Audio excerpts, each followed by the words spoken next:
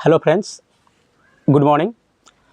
आज के इस वीडियो में मैं आप लोगों को बिहार स्पेशल के बारे में बताने जा रहा हूं, जिसमें मैंने फर्स्ट पार्ट में कम से कम 55 क्वेश्चन करवाए थे जो बिहार स्पेशल के बारे में था।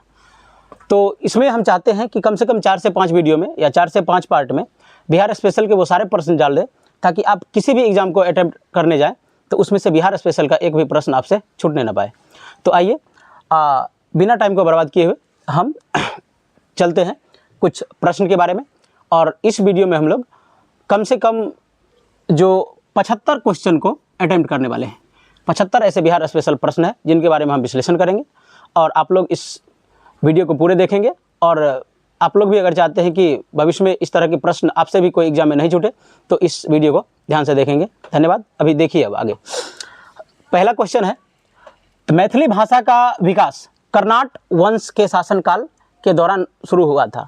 तो हम जानते हैं कि बिहार में कई ऐसे भाषाएं हैं। बिहार में प्रथम प्राथमिकता जो दी गई है भाषा को, वो हिंदी को दी गई है, और दूसरी उर्दू को। बाकी और भी कई भाषा है बिहार में, जैसे मैथिली, मगही, वज्जिका, अंगिका, ये टोटल भाषा बिहार में बोले जाते हैं। तो जो खास करके मैथिली भाषा है, जो अभी भी नेपाल के क्षेत्र में और कोसी एरिया में बोले जाते हैं, खास करके हम लोग भी बोलते हैं, वो मैथिली, ठीक है। तो ये इस भाषा का जो आरंभ हुआ था, ये कर्नाट वंश के शासनकाल में हुआ था। दूसरा प्रश्न है, भारतीय हस्तशिल्प के संदर्भ में बिहार में सुजनी एक प्रकार की कढ़ाई है। देखो, हस्तशिल्प का ये मतलब हुआ कि हाथ से बनाया गया कोई भी चीज़, चाहे वो कपड़ा में आ जाए, ठीक है ना, या फिर मिट्टी का घड़ा हो जाए, या फिर घर हो जाए, ये सब हस्तशिल्प में आ जाता है। तो एक बिहार में एक नाम है उसका सुजनी। तो प्रश्न ऐसे पूछे जाते हैं कि सुजनी एक प्रकार का क्या है। तो आप लोग कह सकते हैं सुजनी एक प्रकार का जो भारतीय हस्तशिल्प में बिहार में सुजनी एक प्रकार का क्या है, कढ़ाई है। कढ़ाई मतलब हाथों से किसी चीज़ को बनाना ही कढ़ाई कहलाता है। फिर आगे है त्रिवेणी नहर। त्रिवेणी नहर का नाम आप लोग सुने होंगे, बिहार क्या है। इसका निर्माण बिहार के गंडक नदी पर किया गया है। तो ये प्रश्न पूछा जा सकता है कि ये जो त्रिवेणी नहर है, इसका निर्माण किस नदी पे किया गया है। तो बिहार में गंडक नदी पे किया गया है। आगे है, बिहार में धारवाड़ चट्टान प्रणाली कहाँ पाई जाती है। तो धारवाड़ जो चट्टान है उसकी प्रणाली कहाँ पाई जाती है। तो बिहार में धारवाड़ चट्टान की प्रणाली पाई जाती है। आगे है, बिहार के पश्चिमी चंपारण जिले में तृतीयक चट्टान प्रणाली पाई जाती है। बिहार में कई ऐसे चट्टान हैं, बिहार में कई ऐसे पर्वत भी हैं, और उनसे जो टूटे फूटे चट्टान है, वो एक चट्टान है तृतीयक चट्टान प्रणाली, वो बिहार के चंपारण जिला में पाया जाता है। चंपारण के लिए एक बात और याद रखेंगे कि बिहार का सबसे बड़ा जिला पश्चिमी चंपारण ही है, ठीक है। बिहार का सबसे बड़ा जिला पश्चिमी चंपारण ही है, और सबसे अधिक जो यहाँ पे दलदली मिट्टी पाई जाती है। उसके बाद है, डच ईस्ट इंडिया कंपनी ने 1632 ईस्वी में पटना में अपना पहला कारखाना खोला था। तो भारत में हम जानते हैं कि कई ऐसे विदेशी आक्रमणकारी आए जो भारत में व्यापार करने के लिए आए, जैसे डच हो गए, पुर्तगाल हो गए, अंग्रेज हो गए। तो ये डच जो है सबसे पहला जब आया, ये डच ईस्ट इंडिया कंपनी, ये 1632 में पटना में इन्होंने अपना क्या किया था, अपना पहला फैक्ट्री या कारखाना खोला था। आगे है, श्री कृष्ण को बिहार केसरी के नाम से जाना जाता है। श्री कृष्ण के बारे में 100% कई एग्जामों में क्वेश्चन दिया जाता है, बीपीएससी में खास तौर पे। तो आप लोग देखेंगे श्री कृष्ण सिंह के बारे में। श्री कृष्ण सिंह बिहार के प्रथम मुख्यमंत्री भी थे, और इसे बिहार केसरी के नाम से जाना जाता है। आगे है, बिहार के बतक मियाँ ने चंपारण सत्याग्रह के दौरान गांधी जी की जान बचाई थी। जब जो गांधी जी के जीवन का पहला सत्याग्रह आंदोलन था, वो था चंपारण सत्याग्रह, जो बिहार में किया गया था तिनकठिया पद्धति के विरुद्ध में। तिनकठिया पद्धति वो है जो बिहार के लोगों को अंग्रेज जबरन नील की खेती करवाते थे, और नील की खेती में जो संपूर्ण खेत था उनका 1/3 भाग किसान को मिलता था, बाकी टोटल अंग्रेज खुद ले लेते थे टैक्स के रूप में। और ये तिनकठिया पद्धति, यानी कि जितना जमीन था उसका 1/3 भाग पे उसको नील की खेती करना होता था। तो इसका जो है इसके विरोध में गांधी जी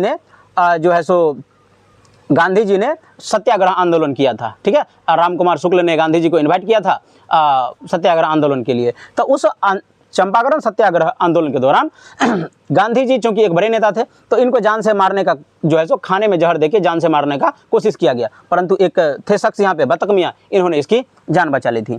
आगे है, असहयोग आंदोलन। स्वामी विद्यानंद ने बिहार के किसानों की अगुवाई की थी। तो बिहार में एक आंदोलन हुआ था, असहयोग आंदोलन। असहयोग आंदोलन की अगुवाई जो की थी वो किसान के नेता थे, या फिर किसानों की तरफ से लड़ रहे थे। नाम था उसका स्वामी विद्यानंद। इसका आप लोग स्क्रीनशॉट ले लीजिए। तब तक हम इसको मिटा के दूसरा प्रश्न लिखते हैं। आप लोग इसका स्क्रीनशॉट ले लीजिए।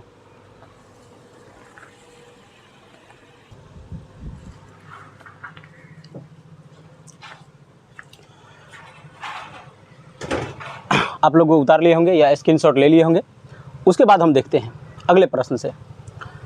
आगे है, राजस्व दल की स्थापना बिहार के श्री कृष्ण सिंह ने की थी। श्री कृष्ण सिंह के बारे में इससे पहले भी हम लोग समझे थे कि श्री कृष्ण सिंह जो है को बिहार केसरी के नाम से जाना जाता है और वो बिहार के प्रथम मुख्यमंत्री भी थे। और यहाँ पे एक और क्वेश्चन उससे आता है कि राजस्व दल जो बिहार में बना था उसकी स्थापना श्री कृष्ण सिंह जी ने की थी।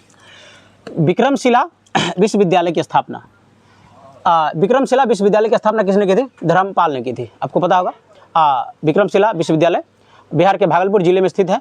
और नालंदा विश्वविद्यालय की स्थापना कुमारगुप्त ने की थी, जो कि नालंदा यानी कि पटना में स्थित है। बिहार के प्रथम राज्यपाल, जब बिहार प्रांत अलग हुआ था, जब 1936 में बिहार उड़ीसा को बिहार से अलग किया गया था, उस समय जब बिहार अस्तित्व में आया था, उस समय की बात है ये। तो उस समय जो राज्यपाल बना था जेम्स डेविड शिफ्टन, यहाँ के प्रथम राज्यपाल बने थे जेम्स डेविड शिफ्टन। आगे है, बिहार का सबसे पुराना गिरजाघर, ये याद रखिएगा, ये बहुत ही फेमस क्वेश्चन है। बिहार का सबसे पुराना गिरजाघर पादरी की हवेली ये है।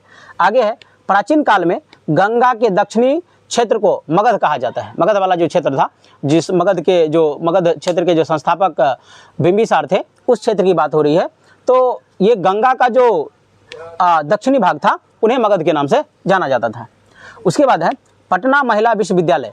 पटना महिला विश्वविद्यालय की स्थापना सन 1940 में की गई थी और इसकी स्थापना जो है sisters of the apostolic Carmel ने की थी। ठीक है, इसी एक संगठन था ये समाज के द्वारा किया गया था। पटना में पहली बार जो है महिला विश्वविद्यालय की स्थापना 1940 में sisters of the apostolic Carmel समाज था, एक तरह का संस्था था, उसके द्वारा की गई थी। बिहार का पहला तैरता हुआ संयंत्र ये कहाँ बनाया गया है? कदीराबाग दरभंगा में बनाया गया है। आगे है, बिहार के मिथिला मखाना को अगस्त 2022 में भौगोलिक सांकेतिक यानी कि जीआई टैग से सम्मानित किया गया है। बिहार में चूंकि संपूर्ण भारत में सबसे अधिक मखाने की खेती बिहार में होती है, बिहार में भी खास करके पूर्णिया जिला में, तो इसमें जो है आप देख सकते हैं कि इसको सबसे पहले जीआई टैग नहीं मिला था। जीआई टैग का मतलब होता है एक उसको भौगोलिक स्तर पे उसकी जानकारी देना। अब यहाँ से हम लोग उसको एक्सपोर्ट यानी कि बाहरी देशों में बेच सकते हैं और यहाँ का एक जीआई टैग मिल गया है। अब दूसरे देश यहाँ से आपको डायरेक्ट खरीद सकता है माल को, मखाना को, जिसके कारण अब इसको जीआई टैग मिल गया है। अब जीआई टैग मिलने के कारण अब बिहार में जो है जो मखाने की खेती है उसकी मांग थोड़ी बढ़ती जा रही है। मखाने की खेती की मांग थोड़ी बढ़ती जा रही है और इस हिसाब से अब बिहार में बड़े पैमाने पे मखाना उपजाया जाएगा। आगे है, बिहार के ठाकुरगंज में पहली बार चाय बागान की स्थापना की गई थी। बिहार में एक जगह है, नाम है ठाकुरगंज। इस ठाकुरगंज में प्रथम बार चाय की खेती की गई थी, चाय का बागान लगाया गया था। ये लगभग 20 प्रश्न हो गए। आप लोग इसका स्क्रीनशॉट ले लीजिए, तब तक हम इसको मिटा के दूसरा लिखते हैं। लिखिए आप लोग करना। आप लोग उसका स्क्रीनशॉट ले लिए होंगे, उतार लिए होंगे। अब हम उसे आगे लिखे हैं, इसको पढ़ते हैं। इसमें है, अगला प्रश्न है कि बिहार में, यहाँ खादी लिखा हुआ है, खादी ब्रांड एम्बेसडर मैथिली ठाकुर को बनाया गया है। मैथिली ठाकुर का नाम आप लोगों को पता होगा, अभी बिहार की वो मशहूर मैथिली गायिका है। उसे खादी मतलब होता है जो सूती का कपड़ा होता है जो हाथों से बनाया जाता है, उसे खादी वस्त्र कहा जाता है। इसका ब्रांड एम्बेसडर मैथिली ठाकुर को बनाया गया है। बिहार के सीतामढ़ी जिला में, बिहार के एक जिला है सीतामढ़ी जो नेपाल के सटा हुआ है, वहाँ पे विश्व की सबसे लंबी और बड़ी प्रतिमा बनाई जा रही है 251 मीटर का, और जो माता सीता की प्रतिमा है कहाँ पे? बिहार में। तो विश्व की ही सबसे बड़ी प्रतिमा बनाई जाएगी बिहार के सीतामढ़ी जिला में, जिसकी ऊंचाई लगभग 251 मीटर की होगी। बिहार में ऑपरेशन प्रहार का आप लोग नाम सुनेंगे, नीतीश कुमार जी ने चालू किया था इसको। बिहार में ऑपरेशन प्रहार ये शराबबंदी से संबंधित है। ऑपरेशन प्रहार के तहत शराबबंदी को लागू किया गया था और शराब बनाने वाले एक एक ठिकाने को छापा मार के उसको ध्वस्त किया जा रहा था। आगे चलते हैं। बिहार के वाल्मीकि टाइगर रिजर्व में गिद्ध संरक्षण योजना शुरू किया गया। बिहार के जो एक है वाल्मीकि टाइगर रिजर्व, इसमें गिद्ध संरक्षण, गिद्ध को बचाने के लिए, क्योंकि गिद्ध अभी दुनिया से विलुप्त होते जा रहा है, जिससे हमारा इकोसिस्टम, हमारे ग्लोबल का ना गड़बड़ा जाए, इसलिए बिहार में एक गिद्ध संरक्षण योजना शुरू की गई। बिहार में तुर्क सत्ता का वास्तविक संस्थापक बख्तियार खिलजी को माना जाता है। इसी बख्तियार खिलजी ने नालंदा विश्वविद्यालय को ध्वस्त किया था। बिहार का प्रथम भारतीय गवर्नर, इसको याद रखिएगा, ये बिहार के थे और प्रथम भारतीय गवर्नर थे, नाम था सत्येंद्र प्रसाद सिन्हा। बिहार के प्रथम भारतीय जो गवर्नर थे सत्येंद्र प्रसाद सिन्हा थे। संथाल विद्रोह के ये जो नेता थे सिंधु एवं कान्हू, ये बहुत फेमस है, इसका नाम आप लोग याद रखेंगे। संथाल विद्रोह के दो नेता सबसे प्रमुख थे, सिंधु एवं कान्हू। आगे है बिहार में चोरी विद्रोह, ये 1798 ईस्वी में हुआ था ये, ठीक है। उसके बाद है बिहार का शोक, ये तो फेवरेट क्वेश्चन है हर एक बिहार स्पेशल एग्जाम का, कि बिहार का शोक बिहार के कोसी नदी को कहा जाता है। शोक इसलिए कहा जाता है कि हर एक साल ये तबाही लेके आता है। बिहार के कैमूर जिला है ये कैमूर जिले में तेलहर कुंड जलप्रपात स्थित है। आगे है बिहार के भागलपुर जिले को सिल्क सिटी के नाम से जाना जाता है। यहाँ पे बिहार के भागलपुर जिले को सिल्क सिटी के नाम से जाना जाता है। यहाँ पे रेशम का उत्पाद किया जाता है। आगे हम लोग इसका और भी, तब तक आप लोग इसका स्क्रीनशॉट लीजिए, हम अगला लिखते हैं के लिए। तो आप लोग उसका इससे पहले जो लिखे थे उसका स्क्रीनशॉट ले लिए होंगे। आगे हम अगले प्रश्न से जानते हैं। अगला प्रश्न है कि बिहार विधान परिषद की पहली बैठक कब बुलाई गई थी? तो ये 1913 में बुलाई गई थी, बिहार विधान परिषद की। अच्छा, बिहार विधान परिषद 1913 में क्यों? क्योंकि 1912 में बिहार से बंगाल प्रेसिडेंसी को अलग किया गया था। तो अब बिहार और क्या कहते हैं उड़ीसा, ये दोनों संयुक्त एक तरह का राज्य बन गया था। तो इसीलिए इसकी बैठक जो बुलाई गई थी जस्ट विभाजन के एक साल बाद बुलाई गई थी। उसके बाद है शेर शाह का मकबरा, बिहार के सासाराम जिले में स्थित है। शेर शाह का नाम आप लोग जरूर सुने होंगे, बड़े ही बहादुर व्यक्ति थे इन्होंने। और बिहार में इन्होंने जो सबसे बड़ा काम किया, बिहार में एक रोड है जो बड़ी फेमस रोड है, ग्रांड ट्रंक रोड, उसका निर्माण करवाया था शेर शाह सूरी जी ने, ठीक है। उसके बाद जो हुमायूं थे उनको भी इन्होंने क्या किया था, युद्ध में हराया था। और जब युद्ध में हराया था तो इनकी उम्र 80 साल की थी, फिर भी इन्होंने हुमायूं को हरा दिया था। तो ये काफ़ी वरिष्ठ आदमी थे ये। उसके बाद है सोन और गंगा नदी का संगम। संगम मतलब होता है दो नदी जहां आपस में मिलती है, उसे संगम कहा जाता है। तो सोन और गंगा नदी का संगम बिहार के किस जिले में है? पटना जिले में है। यहाँ पे थोड़ा सा गलती लिखा गया है, किस जिले में है? पटना जिले में है।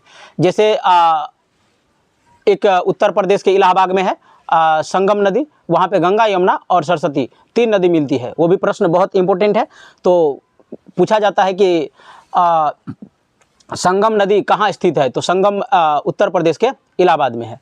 और गंगा, सोन और गंगा नदी का जो संगम होता है बिहार के पटना जिले में होता है। बिहार का पहला रामसर स्थल कांवर झील को मतलब बिहार का जो पहला रामसर स्थल है वो कांवर झील है, ठीक है।